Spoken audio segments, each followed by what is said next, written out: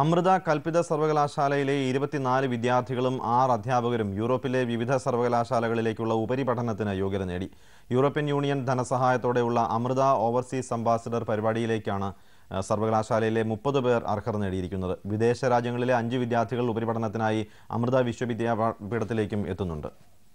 അമൃത കൽപ്പിത സർവകലാശാല pro chancellor ബ്രഹ്മചാരി അഭയാമൃത ചൈതന്യ ചടങ്ങിൽ ആമുഖ പ്രഭാഷണം നടത്തി. That Amrita is going to be a landing place for many research scholars in various areas of studies in the coming years. Vice Chancellor Dr. Venkitrangan സർവകലാശാലയുടെ നയം വ്യക്തമാക്കി. As a young and dynamic university, Amrita University's approach is how can we tie ourselves with all these scholarly places so that we have almost like a vertical takeoff. L&T company chairman SC സർക്കാർ ചടങ്ങിൽ മുഖ്യാതിഥിയായിരുന്നു. And I'm sure that this exposure which Amrita University is giving you will make India proud. Amrita സർവകലാശാലയും European യൂണിയനുമായി ഉണ്ടാക്കിയ കരാറിന്റെ ഭാഗമായാണ് വിദ്യാർത്ഥികളും അധ്യാപകരും ഉൾപ്പെടെ 30 പേർ യൂറോപ്പിലെ വിവിധ സർവകലാശാലകളിലേക്ക് ഉപരിപഠനാർത്ഥം പോകുന്നത്.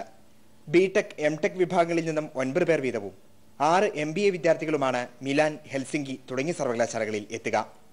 പദ്ധതിയുടെ ഭാഗമായി ഫ്രാൻസിൽ നിന്നും ഇറ്റലിയിൽ നിന്നുമായി 5 വിദേശ വിദ്യാർത്ഥികൾ ഉപരിപഠനത്തിനായി അമൃത കൽപ്പിത സർവകലാശാലയിലേക്കും എത്തുന്നുണ്ട്. പഠനച്ചെലവ് മുഴുവൻ യൂറോപ്യൻ യൂണിയൻ വഹിക്കുന്ന ഈ പരിപാടിയിലേക്കായി കഴിഞ്ഞ വർഷവും അമൃതയിലെ വിദ്യാർത്ഥികളും അധ്യാപകരും ഉൾപ്പെടെ 50 പേർ തെരഞ്ഞെടുക്കപ്പെട്ടിരുന്നു. ഏട്ടിമടയിൽ നിന്നും ക്യാമറാമാൻ A. അനുരാഗിനൊപ്പം CK രാജീവൻ, അമൃത ന്യൂസ്.